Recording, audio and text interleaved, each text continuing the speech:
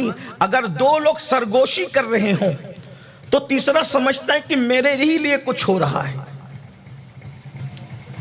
اگر کسی کو دیکھ کر کوئی مسکرا دے تو لوگ سمجھتے کہ مجھ پہ تنزن یہ مسکرا رہا ہے۔ یہ بدگمانیوں کا حال ہے۔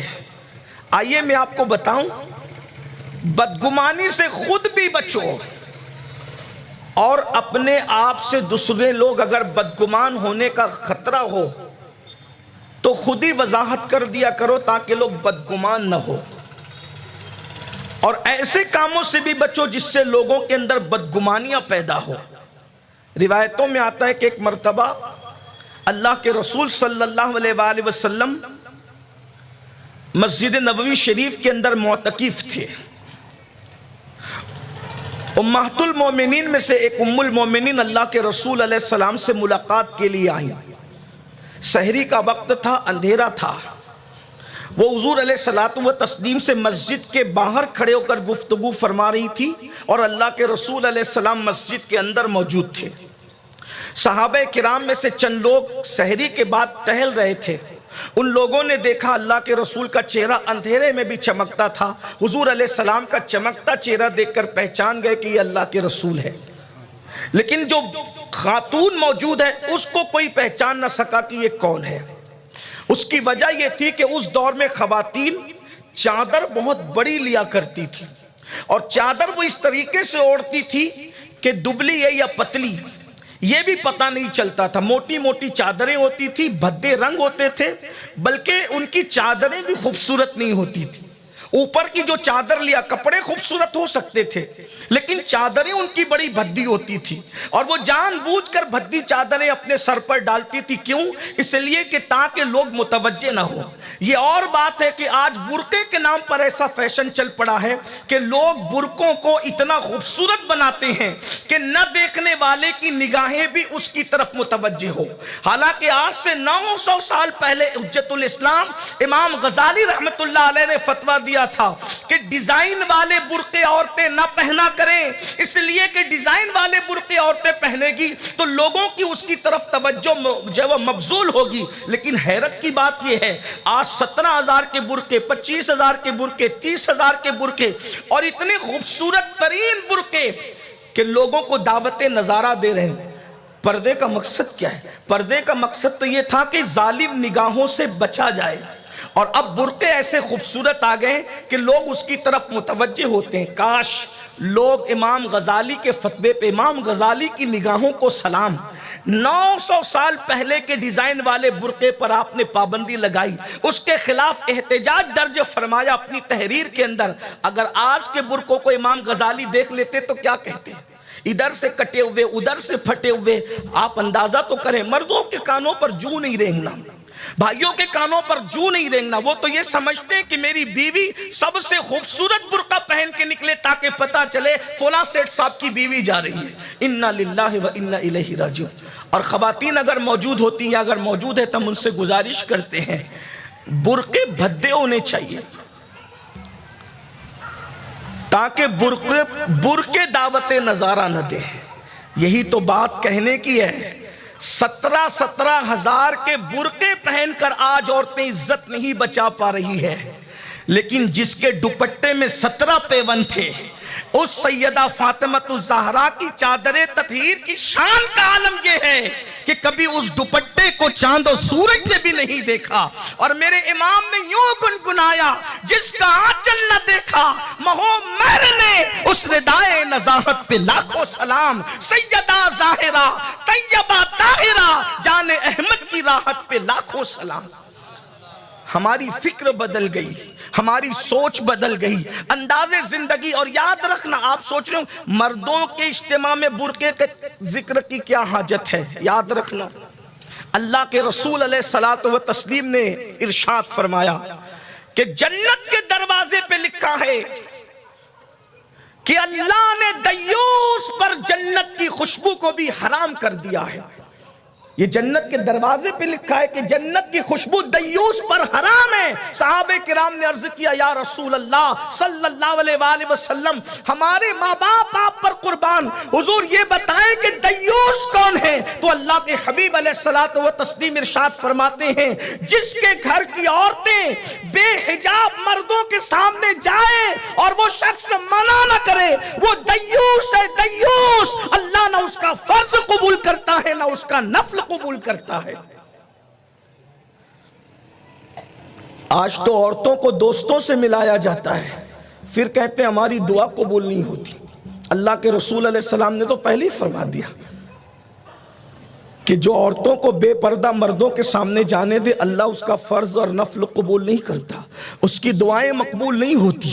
اور آج ہم فیشن نکل گیا ہے دوستوں سے بیویوں کو ملانا۔ کہاں وہ دن تھا کہ شوہر کے لیے فرمایا گیا، بلکہ دیور کے لیے فرمایا گیا، دیور تو موت ہے، موت۔ جس مذہب میں دیور سے بھی پردے کو فرض قرار دیا گیا ہو، اس مذہب کے ماننے والے اگر دوستوں سے بیوی کو ہاتھ ملانے کے لیے کہے تو پھر قیامت ہی کا انتظار ہے۔ کہاں سگے بھائی سے پردہ، جیٹھ سے پردہ، شوہر کے سگے بھائی سے پردہ، جیٹھ بڑا بھائی اس سے پردہ، شوہر کا چھوٹا بھائی دیور اس سے پردہ، چچا زاد بھائی سے پردہ، پھپھی زاد بھائی سے پردہ، خالہ زاد بھائی سے پردہ۔ اور اب 3-4 فیملی مل کر کے کوئی کشمیر جا رہا ہے، کوئی پکنک پہ ادھر جا رہا ہے ادھر جا رہا ہے، سب ایک ساتھ مل کر کے گانا بجانا چل رہا ہے۔ پھر ہر سال عمرہ بھی ہو رہا ہے، ہر سال حج بھی ہو رہا ہے، عورتوں کے پرس میں پنسورا بھی پڑا ہوا ہے، 16 سیدوں کے روزے بھی رکھے جا رہے ہیں، اور اس کے بعد اجنبی مردوں سے بے پردگی بھی ہے۔ یاد رکھنا کروڑوں مرتبہ نفل روزے ایک پلڑے میں، اور ایک عورت کا با پردہ ہونا ایک پلڑے میں۔ کوئی نفل عبادت ایک فرض عبادت کے برابر نہیں ہو سکتی۔ خواجہ نصیر الدین نصیر ملت والدین خواجہ چراغ دہلوی فرماتے ہیں 70 سال غار میں بیٹھ کر کے عبادت کرنا ایک طرف ہے اور فجر کی نماز کی 2 رکعت ایک طرف ہے، دونوں کی برابری نہیں ہے۔ یعنی فرضیت اور نفل کا مقابلہ ہی کچھ نہیں ہے۔ آج ہم نے نوافل کی طرف توجہ دی ہے، فرائض کی طرف سے توجہ ہٹ گئی ہے۔ خواتین سوچ رہی ہے میں تو روزانہ پنسورا ختم کر رہی ہوں، میں تو اپنے زمانے کی رابعہ بشری ہو گئی ہوں، لیکن اس کے باوجود بھی شوہر کے دوستوں سے گفتگو ہو رہی ہے، بے پردہ ملاقاتیں ہو رہی ہے۔ یاد رکھنا اللہ کے رسول صلی اللہ علیہ وآلہ وسلم ارشاد فرماتے ہیں اللہ اکبر، جب کوئی عورت بے پردہ گھر سے نکلتی ہے 17 شیطان اس کے ساتھ نکلتے ہیں، اور جب تک وہ گھر لوٹ کر نہیں آتی اللہ کی، رسولوں کی، فرشتوں کی اس پر لعنت برستی رہتی۔ کہاں گیا پنسورے کی تلاوت؟ میں یہ نہیں کہہ رہا کہ نہ کرو، لیکن نفل ہے۔ بزرگوں نے فرمایا شیطان کا یہ مکر ہے کہ فرائض سے ہٹا کر انسان کو نوافل میں الجھا دیتا ہے۔ اسی لیے ہمارے بزرگوں نے پہلے نمبر پر فرائض کو رکھا، اور ہمارے مذہب میں برقع فرض ہے۔ بہرحال بات دور نکل گئی۔ عرض کر رہا تھا کہ ام المومنین نے ایک چادر اوڑھ رکھی تھی، اور اللہ کے رسول علیہ السلام کا چہرہ دور سے چمک رہا تھا۔ ویسے حضور علیہ السلام کے چہرے کی چمک اگر بیان کی جائے تو پوری گفتگو اس پر ہو اور وقت نامکمل رہ جائے، وقت ختم ہو جائے، اس لیے کہ ان کے چہرے کی چمک کا اندازہ کون لگا سکتا ہے۔ ہمارے بزرگوں نے لکھا امام علی رضا، ابن امام موسیٰ کاظم، ابن امام جعفر صادق، ابن امام محمد باقر، ابن امام حسین، ابن امام علی، زوج فاطمہ الزہرا بنت محمد الرسول اللہ۔ امام علی رضا کا چہرہ اتنا چمکدار تھا کہ جب آپ بغداد کی سرزمین پر اپنے گھر سے نکلتے تھے تو چہرے پر نقاب ڈال کر نکلتے، اور کافر آپ کا چہرہ دیکھ کر مسلمان ہوتا۔ غور کریں، جب علی کا رضا اتنا خوبصورت ہے، جب علی کا رضا اتنا خوبصورت ہے، تو سیدُ الانبیاء مصطفیٰ جان رحمت کے حسن کا عالم کیا ہوگا؟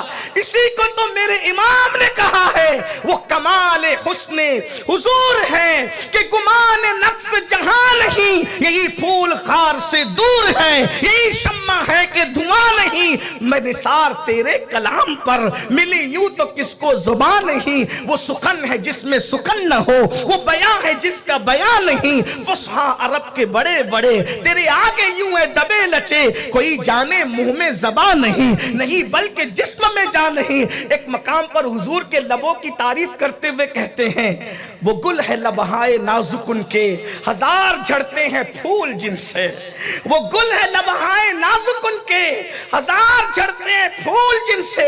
یہ امام اہل سنت کے کلام کی ندرت ہے، پھول سے پنکھڑیاں تو جھڑا کرتی ہے، پھول سے کبھی پھول نہیں جھڑا کرتے، لیکن یہ مصطفیٰ جان رحمت کے لبوں کی شان ہے کہ جب وہ کلام کیا کرتے تھے تو اس گل سے ہزاروں پھول جھڑا کرتے تھے۔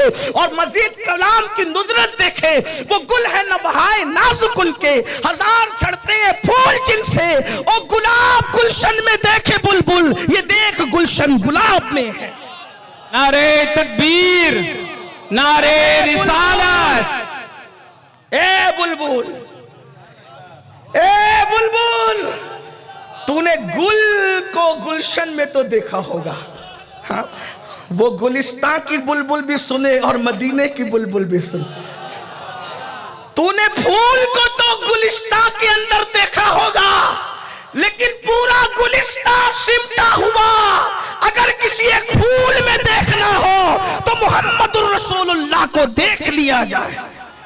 گلاب گلشن میں دیکھے بلبل، یہ دیکھ پورا گلشن، یہ دیکھ گلشن گلاب میں ہے۔ اور وہ کیسا گلشن ہے کہ وہاں سب پھول ہی پھول، کہتے سرتاب قدم، سرتاب قدم ہے تنے سلطان زمن پھول۔ کیسا گلستان اندازہ کریں، دوراجی والے یا گرد نواز سے آنے والوں کو میں کچھ نہیں کہتا اس پر، اگر سناٹے میں سننا ہے تو کہنا چاہتا ہوں کہ آج تیجے کی محفل نہیں، غوث العظم دستگیر کی محفل ہے۔ بات کیا ہو رہی تھی؟ کیا وہ گلستان ہے؟ کتنے پھول ہیں؟ کہتے سر تاب قدم، سر سے لے کے پیر تک ہے، تنے سلطان زمن پھول، لب پھول، دہن پھول، زکن پھول، بدن پھول، واللہ جو مل جائے میرے گل کا پسینہ، مانگے نہ کبھی عطر نہ پھر چاہے دلہن پھول، دندان و لب و زلف و رخ شاک فدائی ہے، در عدن لال یمن مشک ختن پھول، اور دل اپنا بھی شیدائی ہے اس ناخن پاکا، دل اپنا بھی شیدائی ہے اس ناخن پاکا۔ ابھی مولانا صاحب فرما رہے تھے صابری صاحب کہ یہ علم و ادب کی زمین ہے، بالکل اللہ تعالیٰ علوی صاحب کو سلامت رکھے، یہ ان کے قدموں کی برکت ہے کہ یہ علم و ادب کی زمین ہے۔ حضرت سیرانی کا آستانہ سلامت رہے، یہ علم و ادب کی زمین ہے۔ لال شاہ بابا کی لالی صدا سلامت رہے، یہ علم و ادب کی زمین ہے۔ لیکن یہ بھی چیلنج کے ساتھ کہتا ہوں دھوراجی والوں، محبوب کے چہرے کو چاند سے تشبیہ دینا ہر شاعر میں دیکھا ہوگا، لیکن محبوب کے ناخن، پیر کے ناخن سے تشبیہ کبھی آپ نے کسی شاعر کو نہیں سنا ہوگا۔ اگر یہ بات اگر ملے گی تو اس سے صرف احمد رضا کہتے ہیں، اور وہ بھی تشبیہ نہیں دے رہے بلکہ چیلنج کر رہے۔ محبوب کے چہرے کو چاند سے تشبیہ دی گئی لیکن چیلنج نہیں کیا گیا، کیونکہ کسی کا محبوب تھا ایسا نہیں کہ چاند کو چیلنج کیا جائے، لیکن کہتے ہیں اللہ اکبر۔ بلکہ محبوب کے چہرے کو تشبیہ بہت لوگوں نے، بہت خوش تھے کہ ہم نے دے دیا۔ غالب جیسا غالب بھی کہتا ہے کل 14ویں کی رات تھی، شب پر رہا چرچا تیرا، کچھ نے کہا کہ چاند ہے، کچھ نے کہا چہرہ تیرا، ہم بھی وہاں موجود تھے، ہم سے بھی سب پوچھا کیے، ہم بھی وہاں موجود تھے، ہم سے بھی سب پوچھا کیے، ہم چپ رہے، ہم ہنس دیے، منظور تھا پردہ تیرا۔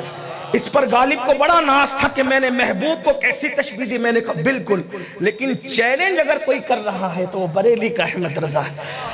اور کس انداز سے، چہرے کی بات نہیں ہو رہی ہے، ہاتھوں کی بات نہیں ہو رہی ہے، پیر میں بھی، اور وہ بھی پیر کے ناخن کی بات کہتے ہیں، دل اپنا بھی شیدائی ہے اس ناخن پاکا، اتنا بھی مہینوں پہ لائے چرخ کوہن پھول، دندان و لبو زلف و رخ شاک فدائی ہے، در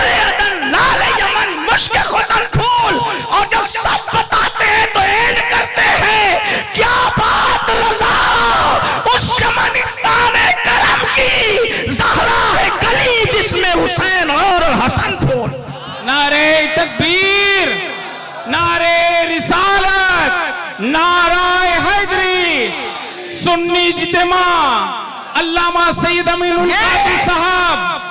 अब ये फूल है हसन और हुसैन, हुसैन और हसन फूल। अब इस फूल को कहीं और यूं बयान करते हैं, नबवी जिल, अलवी बुर्ज, बतूली मंजिल, हसनी चांद, हुसैनी है उजाला तेरा, नबवी में अलवी फसल, बतूली गुलशन, हसनी फूल, हुसैनी है महकना तेरा। तू हुसैनी हसनी क्यों ना मुहियुद्दी हो, ऐ खिज़र मजमे बहरैन है चश्मा तेरा। और क्यों ना कासिम हो के तू इब्ने अबुल कासिम है, क्यों ना कादिर हो के मुख्तार है बाबा तेरा। 108 उलूम व फुनून का मुजद्दिद कहता है, डायरेक्ट तुझसे नहीं हूं तुझसे दर, दर से सग और सग से है मुझको निस्बत, मेरी गर्दन में भी है दूर का डोरा तेरा। कितनी दूर का डोरा है, कितनी दूर का डोरा है। आले रसूल अहमदी, आले रसूल अहमदी, अच्छे मियां, हमजा मियां, शाह बरकतुल्लाह, शाह अहमद, शाह मोहम्मद, शाह फजलुल्लाह, शाह जमालुल औलिया, शाह बिकारी, इस तरीके से ऊपर ऊपर जाकर सैयद इब्राहिम एरजी, शाह बहाउद्दीन अंसारी शुत्तारी, सैयद मोहम्मद, सैयद अहमद, सैयद मूसा, सैयद अबू साले नासर, शेख अब्दुल कादिर जिलानी, तुझसे दर, दर से सग और सग से है मुझको निस्बत, मेरी गर्दन में भी है दूर का डोरा तेरा। और जब ये डोरा मिला तो इस पे नाश कितना, इस निशानी के जो सग हैं नहीं मारे जाते, हश्र तक मेरे गले में रहे पट्टा तेरा। तो क्यों दबे जिस पे हिमायत का हो पंजा तेरा, शेर को खतरे में लाता नहीं कुत्ता तेरा। मेरी किस्मत की कसम खाए सगाने बगदाद, हिंद में रह के भी देता रहूं पहरा तेरा। गौर फरमाए तो हुजूर का चेहरा इतना खूबसूरत था, अगर उनकी जुल्फे चेहरे पर आ जाएं नाज बरदारी के लिए तो कुरान उसे वल्लैल कहता है, और जब कंगियों से सवर कर अपने मकाम पर चली जाएं तो कुरान उसे वद्दुहा कहता है। उसी पर चादर आ जाए तो कुरान उसे या अय्युहल मुज़म्मिल कहता है, वही कंबल में छुप जाए तो कुरान उसे या अय्युहल मुद्दस्सिर कहता है। अंदाजा फरमाए, अल्लाह अकबर, वो चेहरा नजर आया अंधेरे में। अल्लामा जामी ने लिखा है कि इमाम हुसैन इतने खूबसूरत थे कि उनके चेहरे की रोशनी में लोग सफर तय कर लिया करते। जिसका परतव इतना हुस्न वाला हो, जब नस्ल ऐसी है तो असल कैसी हो। इमाम अहमद रजा तो 14वीं सदी की नस्ल को देखकर कह गए कि तेरी नस्ल पाक में है, बच्चा बच्चा नूर का तू है, ऐने नूर तेरा सब घराना नूर। जब 14वीं सदी तक आते आते नूरानियत ऐसी थी तो खुद असल की बात क्या, जब नस्ल ऐसी तो असल कैसी होगी। हुजूर का चेहरा नजर आ गया। मुख्तसर कर रहा हूं इसलिए कि मैं सोचता हूं कि 10 बातें पढ़कर तकवे की तारीफ कम से कम आज पूरी हो जाए। इसलिए कि हम कहते हैं मुत्तकी बनो, मुत्तकी बनो। कम से कम जो मुत्तकी नहीं बल्कि इमाम मुत्तका वन्नुका है, जो मुत्तका और वन्नुका का इमाम है, उसकी जबानी हम तकवे की डेफिनेशन समझ लें। हुजूर का चेहरा नजर आ गया, चमक रहा था। और वैसे हुजूर का चेहरा धूप में भी चमकता था। मौलाए कायनात कहते हैं अगर सूरज के सामने खड़े होते तो ऐसा लगता था जैसे सूरज उनके रुखसार में तैर रहा है, और अगर चांद के सामने खड़े होते तो यूं लगता था चांद उनके रुखसार में तैर रहा है। बल्कि एक बात याद आ गई, लोगों को शेर शायरी से बड़ी नफरत होगी आजकल। गाने की शायरी पर कोई फतवा नहीं है, नात की शायरी पे कहते हैं ये किधर से लाए। मैंने कहा इश्क होता है तो नात आती है, इश्क होता है तो अशआर भी आते हैं। अच्छा, जो लोग नात पे पाबंदी लगाना चाह रहे हैं वो उर्दू के अलमबरदार भी बने तहफ़्फ़ुज़ के लिए। मैंने कहा जब तक नातें जिंदा रहेगी तब तक उर्दू को कोई मिटा नहीं सकता, इसलिए नातों को रिवाज पाने दो। कहते ये क्या गाना बजाना लगा रखा है। मैंने कहा اگر اس کو گانا بجانا کہتے ہو تو پھر حسان بن ثابت کیا کرتے تھے؟ ہمارے یہاں گانا بجانا نہیں ہے، لیکن حضور کی نعتوں کا تصور ضرور ہے، اور یہ نغمہ سنجی اور نغمہ سرائی دنیا تک محدود نہیں ہے۔ اٹھا کر فقیہ ابواللہ سمرقندی کی قرۃ العیون پڑھ لو، یہ جنت میں بھی ہے۔ بلکہ میرے امام نے بھی اس کی طرف اشارہ کیا، کہتے ہیں حور جنا ستم کیا، طیبہ نظر میں پھر گیا، چھوڑ کے نغمہ حجاز دیس کی چیز گائی کیوں؟ یاد وطن ستم کیا، یاد وطن ستم کیا، دشت حرم سے لائی کیوں؟ بیٹھے بٹھائے بد نصیب، سر پہ بلا اٹھائی کیوں؟ تو اللہ کے رسول صلی اللہ علیہ وآلہ وسلم کی نعت پر آج لوگوں کو اعتراض ہے۔ بلکہ میں تو یہ کہتا ہوں جس دن نعت عام ہو جائے گی، واقعتاً عام ہو جائے گی، اس دن لوگوں کی زبانوں سے گانے ختم ہو جائیں گے۔ اور ہم دیکھ رہے ہیں الحمدللہ، اللہ ہمارے بھائی بلبل باغ مدینہ کو سلامت رکھے اور ان جیسے مخلص نعت خانوں کو سلامت رکھے۔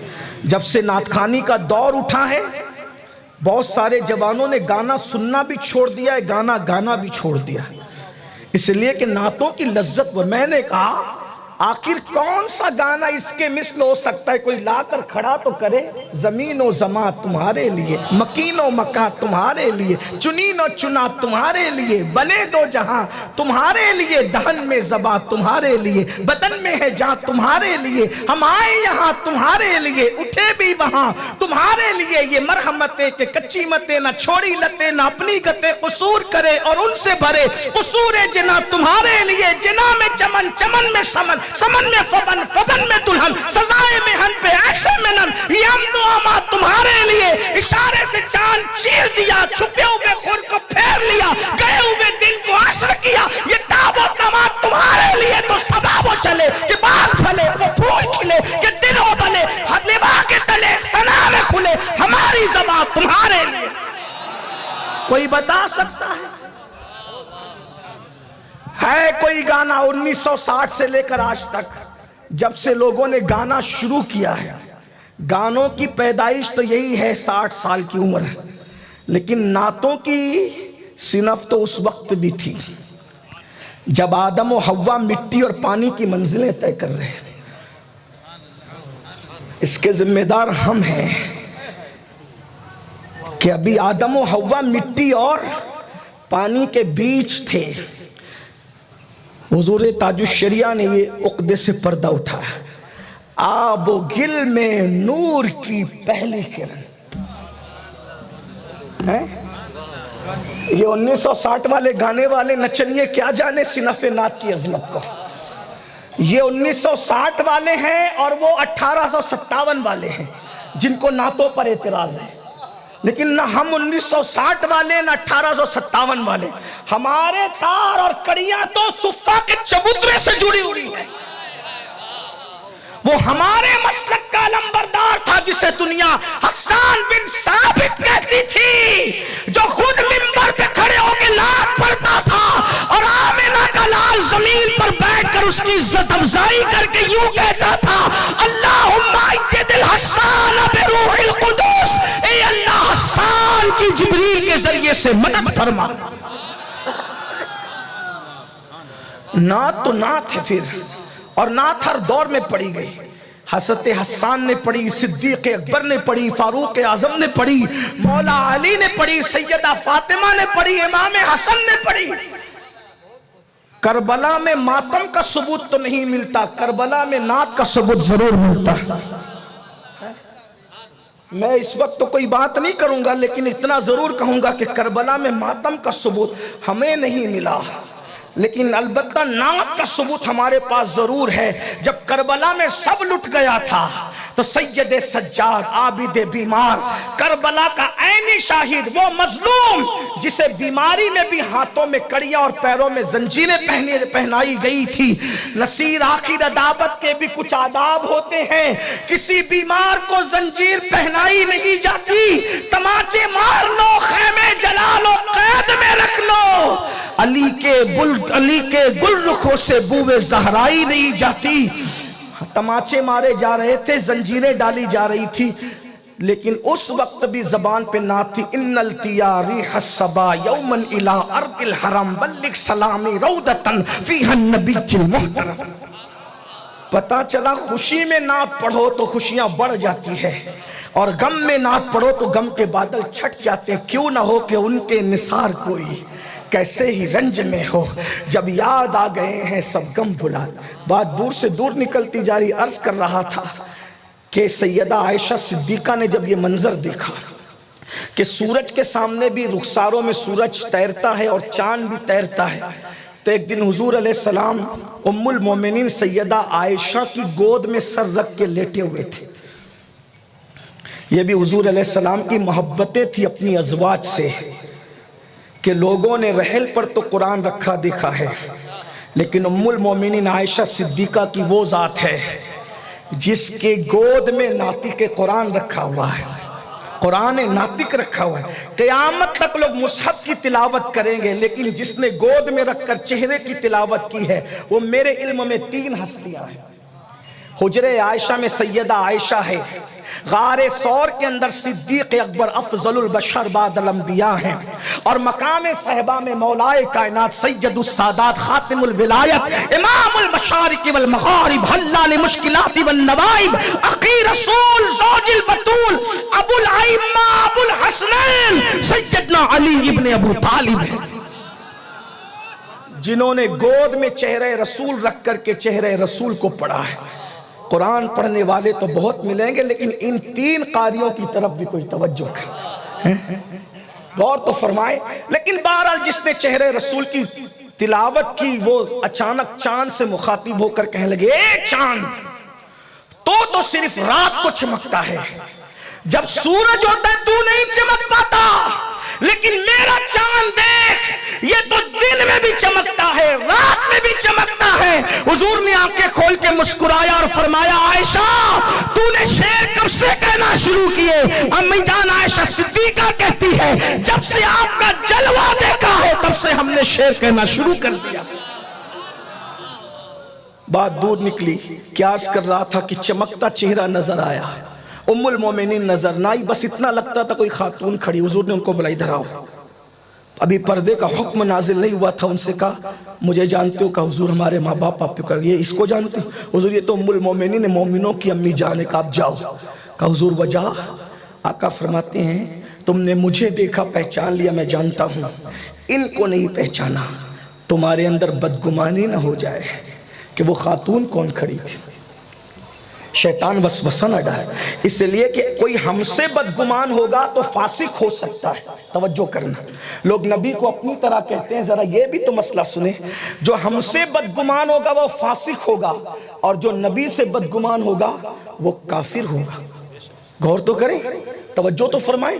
تو اگر کوئی بدگمانی کا شکار ایسا لگتا ہے کہ اس کو اندیشہ ہے کہ اس کو حرام سے بچانے کے، بدگمانی سے بھی بچو اور بدگمان کرنے سے بھی بچو۔ پہلے تقوی کا کمال غیبت سے بچو، نمبر 2 بدگمانی سے۔ مجھے یہاں ایک مثنوی کی بات یاد آ گئی، صاحب مثنوی کی حسن ظن کے حوالے سے ایک بہت خوبصورت سوال ہے۔ اگر بدگمانی ختم ہو جائے تو مسلم امہ پھر امت بن سکتی ہے۔ عارف رومی بہت بڑے عالم تھے، سرکار غوث پاک رضی اللہ تعالیٰ کے غوث پاک ان کے دادا پیر ہوتے ہیں، صاحب بہت بڑے عاشق رسول تھے۔ حضرت شمس تبریز نے عشق کی وہ آگ لگائی تھی کہ آخر میں آ کے کہنے لگے، صد کتابو صد ورق درنار کن، صد کتابو صد ورق درنار کن، دل بدست جانب دلدار کن۔ میں نے ہزاروں سینکڑوں کتابیں اور سینکڑوں ورق آگ میں ڈال دیے اور اپنا رومی ایسی بات کرتے ہیں تھوڑی دیر. بھائیوں میں آج اتحاد نہیں بدگمانی, مدرسوں میں آج اتحاد نہیں بدگمانی, اداروں میں آج اتحاد نہیں بدگمانی, محلوں میں اتحاد نہیں, بدگمانی بدگمانی بدگمانی, اتنی بدگمانی اللہ کی پناہ. اور حسن ظن تقوی کا دوسرا زینہ. بہرحال مختصر کرتا ہوں اختصار کے ساتھ, کبھی مثنوی میں جا کر کے اس کو پڑھنا, تو اس میں وہ 7 بیل بتائے جاتے, 7 شیر ان کو آ کر کے دیکھتا اور دیکھ کر کے گھور گھار کے چلا جاتا. وہ تھے بیل ہی, لیکن شیر جیسا بادشاہ بھی ان سے ٹکرانے کی ہمت نہیں کرتا تھا چونکہ ان میں اتحاد تھا. ایک دن ایسی وہ گھور گھار کے غصے میں جا رہا تھا, کچھ کر نہیں سکتا تھا, تو اس کو لومڑی ملی, مکار لومڑی, اور اس نے کہا بادشاہ سلامت کدھر کا ارادہ, غصے میں دکھتے, کہا وہ ساتوں ایک ساتھ رہتے, ہلتے ڈلتے نہیں, ہتتے ہی نہیں. کہا بس, کہا اگر یہ ایک دوسرے سے جدا ہو جائے تو میں ان کو شکار کروں, میرا بھی بھلا ہو تیرا بھی بھلا ہو. کہا میں جانتی ہوں کرنا کیا ہے.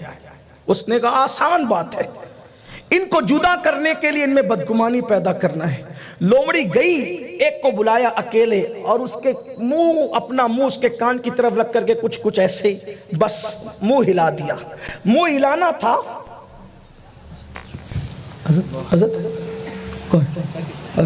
حضرت کا استقبال. نعرہ تکبیر, نعرہ رسالت, نعرہ حیدری, جشن غوث اعظم, داعی کبیر زندہ باد, سنی دعوت اسلامی, سرکار کی غلامی.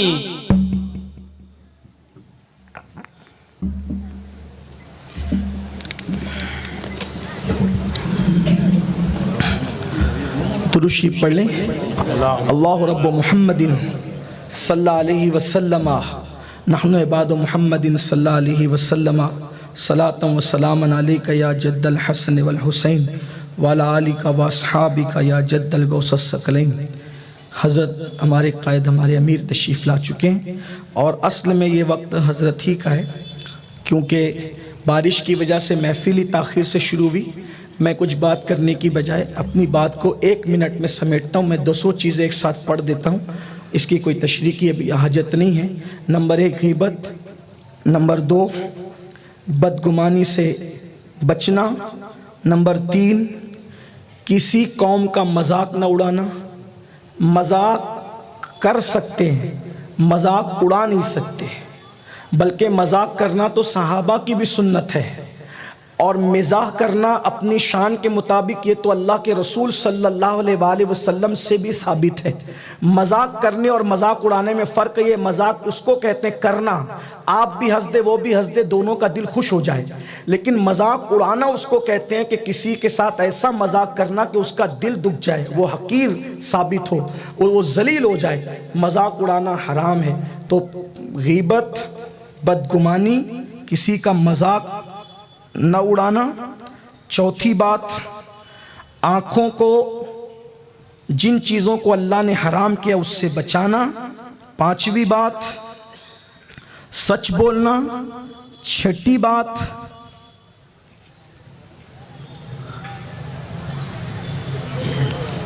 اگر کوئی تم پر احسان کرے تو اس کا احسان ماننا اور مغرور نہ ہو جانا. 7ویں بات, اللہ کی راہ میں خرچ کرنا اور ناجائز جگہ خرچ کرنے سے بچنا. 8ویں بات, جھوٹی شہرت کا طالب نہ ہونا, یعنی جھوٹی شہرت کے لیے کچھ نہ کرنا بلکہ جھوٹی شہرت سے بچنا. 9ویں بات, 5 نمازوں کو ان کے وقتوں پر شرائط کی پابندی کے ساتھ ادا کرنا.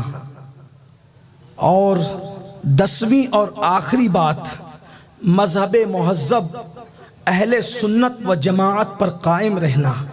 یہ 10 چیزیں جب کسی کے اندر پیدا ہوتی ہے تو وہ کمال تقوی پر پہنچ جاتا ہے, اور جو متقی ہو جاتا ہے اس کے بارے میں اللہ ارشاد فرماتا ہے, ان اکرمکم عند اللہ اتقاکم, اللہ کے نزدیک عزت والا وہ ہے جو तकवे वाला है, मुत्तकी है, अल्लाह के यहाँ भी इज़्ज़त और कायनात में भी इज़्ज़त। अल्लाह ताला हम सबको तौफीक बख्शे, तकवा की सआदत अता फरमाए। और तकवा इख्तियार करने के बाद भी इंसान अपने आप को मुत्तकी न समझे, इसलिए कि जो अपने आप को मुत्तकी समझता है उसके तकवे को भी फिर किसी बड़े तकवे की ज़रूरत है, इसलिए हमें इसका ख्याल करना चाहिए। सरकार गौसे आज़म जब बारगाह रिसालत में गए तो 40 दिन तक खड़े रहकर आपने जो शेर पढ़ा था उसका मफ़हूम यह है, या रसूल अल्लाह, आपका अब्दुल कादिर जिलानी तो करोड़ों करोड़ों के अंदर सबसे ज़्यादा गुनहगार है, और आप अगर निगाह फरमा दें तो इसका बेड़ा पार है। ये उसका मफ़हूम है जिसको मेरे इमाम ने यूँ बयान फरमाया है, एक मैं क्या मेरे इस्यां की हकीकत कितनी, मुझसे 100 लाख को काफ़ी है इशारा तेरा। जो मुर्दों को ज़िंदा करे वो अपने आप को मुत्तकी नहीं समझता, जो मुत्तका वन्नुका का इमाम हो वो अपने आप को मुत्तकी नहीं समझता। हम 5 वक्त की नमाज़ पढ़ के दाढ़ी क्या रख लेते हैं और उम्रा और हज की सआदत क्या मिल जाती है। हम तो ज़मीन पर बैठने को भी अपने आप की बेइज्जती समझते हैं। काश हम तकवा के सही माना को पहचानते, तकवा के सही मफ़हूम को पहचानते और सही माना में मुत्तकी बनने की कोशिश करते। आइए, चूँकि आप जानते हैं ये कोई नई बात नहीं है कि जब हमारे कायद, हमारे अमीर तशरीफ़ ले आते हैं तो फिर उन्हीं का वक्त होता है। मीर महफिल वही है, हमारे कारवां के मीर वही है। पूरी दुनिया में सुन्नी दावत इस्लामी के हवाले से जो भी काम हो रहा है और इंशाअल्लाह क़यामत तक होता रहेगा, अव्वलीन उन सारे कामों का सहरा अगर किसी के सर बंधेगा तो वो ज़ात है अताए हुज़ूर मुफ्ती आज़म की ज़ात, वो ज़ात है हुज़ूर अमीर सुन्नी दावत इस्लामी की ज़ात। और यूँ भी आज की महफिल इसलिए बहुत ज़्यादा अहमियतों की हामिल है। 25वां इज्तिमा तो है ही है माशाअल्लाह, लेकिन साथ ही साथ बगदाद मुअल्ला से हज़रत करबला शरीफ गए, करबला शरीफ से फिर बगदाद शरीफ आए, बगदाद शरीफ से फिर मदीने मुनव्वरा गए, और बगदाद मुअल्ला, करबला शरीफ, नजफ़ अशरफ और मदीने मुनव्वरा का इज्तिमाई फैज़ान लेकर अब हमारे दरमियान हज़रत तशरीफ़ लाएँ। और हज़रत की मौजूदगी के अंदर कुछ कहना ये बेअदबी से ज़्यादा करीब होगा, इसलिए आइए अब हम उसी हस्ती को सुनते हैं जिनको सुनकर कई लोगों को अल्लाह रब्बुल इज़्ज़त ने जो है वो ये शरफ बख्शा कि इनको सुन सुनकर दर्जनों नहीं बल्कि सैकड़ों लोग मुकर्रिर बन गए। अल्हम्दुलिल्लाह, जिसने सैकड़ों उलमा दिए, सैकड़ों मुकर्रिर दिए, जिसने गलियों में घूमने वाले जवानों को दाइए दीन बनने का शऊर बख्शा, आज हमारे वही कायद, हमारे अमीर तशरीफ़ लाते हैं। और ये बात मैं बहुत शुक्र के साथ और नाज के साथ हर महफिल में कहता भी हूँ, कहना चाहता हूँ कि हम भी जो टूटी फूटी आपकी कभी कभी खिदमत करते हैं ये इसी मर्द कलंदर की मेहनतों का नतीजा है, वरना हमारी हैसियत क्या है कि हम आपकी खिदमत कर सकें। तो आइए अब उसी हस्ती को बुलाते हैं। मुझे 4 मिसरे अपने कायद के लिए बड़े पसंद है, ये दुआ भी है और दुआया कलिमात भी है। चूँकि हज़रत इस चीज़ को पसंद भी नहीं करते कि उनकी मौजूदगी में उनको बिठाकर उनकी तारीफ़ की जाए, इसलिए कि ये मिजाज ही नहीं है। कई लोग इस मामले में कमरे के अंदर जो है वो तादीबी कार्रवाई से गुज़रते हैं कि तुमने मेरी शान में ये बात क्यों कही, तुम्हें नहीं कहना चाहिए था। तो अल्हम्दुलिल्लाह हमें यही कहा जाता है, लेकिन तो मैं कोई मुबालगा भी नहीं कर रहा हूँ आपके सामने। और मैं समझता हूँ कि किबला अमीर सुन्नी दावत इस्लामी की ज़िंदगी धोराजी वाले और उपलेटा वाले और जूनागढ़ वालों से ज़्यादा कौन जान सकता है कि इस सरज़मीन पर हमारे अमीर का बचपन गुजरा है। एक मरतबा मैंने उस्ताज़ुल उलमा अल्लामा गुलाम गौस अलवी साहब किबला मुद्दज़िल्लहुल आली से पूछा कि हमारे अमीर ने आपके सामने पढ़ा है, आपके पास पढ़ा है, कुछ बात हमें बताएं। तो उन्होंने फरमाया हज़रत का नाम लेकर, आप गौर करें, उस्ताद भी जिसे भाई कह के पुकारता हो, जिसने अपने उस्तादों के पास भी इतनी इज़्ज़त हासिल की हो, हमारे अमीर की ज़ात है अल्हम्दुलिल्लाह। तो हज़रत ने फरमाया कि मुझे शाकिर भाई कभी कभी पाव पाव पारा भी सुनाते थे और उससे भी बढ़ के कुछ बातें उन्होंने मुझे बताई, लेकिन मैं 4 मिसरे पढ़ता हूँ, दुआ के तौर पे आप उस पर आमीन कहें, फिर हज़रत का खिताब हम सुनते हैं। और मैं इस मुक़द्दस मौके पे 25 साल हो गए और 25 साल में से तकरीबन मैं समझता हूँ कि 11-12 साल हो गए मैं भी जो है इसमें शरीक हो रहा हूँ। और इसमें हमारे इदरीस भाई कुंडा हर साल ये महफिल सजाते हैं, हमारे सैयद इकबाल बापू और मुफ्ती मुनव्वर साहब, हमारे सिकंदर भाई और भी यहाँ के उलमा और मशाइख और सादात سب کی محنتوں کے بعد یہ محفل سجتی ہے اور آج کو 25 سال پورے ہو گئے ہیں۔ اس پر ادریس بھائی کو اور سادات کرام کو، علماء کرام کو، سب کو ہدیہ تبریک بھی پیش کیا جا رہا ہے سنی دعوت اسلامی کی طرف سے۔ اور 4 مصرے حضرت کے لیے دعائیہ کہ آج اتنا بڑا مجمع ہے، اس سے بہت مختصر محفل میں بھی ہمارے قائد اور ہمارے امیر آپ کے درمیان خطاب کرتے رہیں، تب جا کر 25 سال کے بعد یہ محفل سجی ہے۔ حالانکہ موسم اس بات کی اجازت نہیں دے رہا تھا کہ 25واں جشن میدان میں منایا جائے، لیکن آخرکار یہاں کے عاشقوں کے سامنے موسم نے بھی جو ہے وہ اپنے جب وہ کھلے دل کا اظہار کر کے وہ بھی کھل گیا ہے الحمدللہ۔ اور ہم 25ویں محفل کو حضرت سیرانی بابا رحمت اللہ علیہ کے قدموں میں بیٹھ کر کے سجائے ہوئے ہیں، اللہ تعالیٰ اس کو قبول کریں۔ 4 مصرے تو میرے عہد کی تصویر ہے میرے قائد، تو میرے عہد کی تصویر اس لیے کہتے ہیں کہ ہم لوگ یا دوسرے مفکرین ہندوستان کے 4 مہینے کے بعد، 6 مہینے کے بعد، 5 سال کے بعد جا کر جو گفتگو کرتے ہیں، ہم اس کو حضرت سے کمرے میں پہلے ہی سن چکے ہوتے ہیں۔ یعنی کہ اللہ تعالیٰ نے حضور مفتی اعظم کی نسبتوں کے صدقے وہ نظر عطا کی ہے مفکرانہ کہ حالات کو کتنی جلدی محسوس فرماتے ہیں۔ تو میرے عہد کی تصویر ہے میرے قائد، افق پہ لکھی ہے حکایتیں تیری، اور غبار شہر پیمبر کی سر پہ چادر ہے، فلک کو چھونے لگی ہے یہ عظمتیں تیری۔ آؤ استقبال کر لیں نعرہ تکبیر سے، لرزہ برندام ہے باطل اسی شمشیر سے، تو کسی کی جے وجے ہم کیوں پکارے، کیا غرض ہم کو، ہمیں کافی ہے سید اپنا نعرہ، نعرہ رسالت، نعرہ رسالت، نعرہ رسالت۔